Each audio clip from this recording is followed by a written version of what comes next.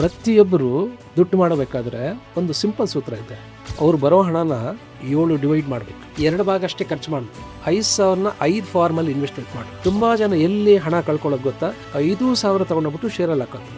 Consistent income ಬರೋ ಜಾಗದಲ್ಲಿ ಹಾಕಬೇಕು.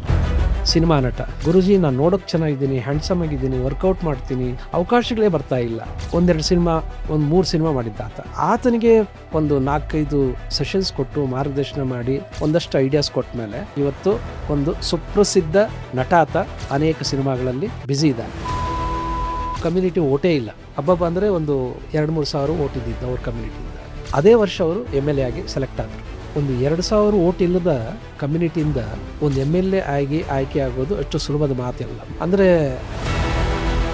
ನಾನು ಅಮೆರಿಕಾದಲ್ಲಿ 1 ವರ್ಷ ಇದ್ದೆ, 5 ಸಾರಿ ಹೋಗಿ. ನಮಗಿಂತ ಹಾರ್ಡ್ ವರ್ಕ್ ಮಾಡೋದಿಲ್ಲ ಅಂತ ನಂಗೆ ಗೊತ್ತಿದೆ. ಅವ್ರು ಸ್ಮಾರ್ಟ್ ವರ್ಕ್ ಮಾಡ್ತಾರೆ. ಪ್ರಪಂಚದ ಶ್ರೀಮಂತ ದೇಶ ಯಾವುದು? Top 1 to 10 ಶ್ರೀಮಂತರಲ್ಲಿರೋದು. ಮತ್ತು ನಾವು ಇಷ್ಟು ಕಷ್ಟಪಡ್ತೀವಲ್ಲ, ನಾವು ಯಾಕೆ ಆಗಲಿಲ್ಲ ಟಾಪ್ 1 to 10 ಲಿಸ್ಟಲ್ಲಿ ಯಾಕೆ ಬರಲಿಲ್ಲ? ಯಾಕೆ ಅಂತಂದರೆ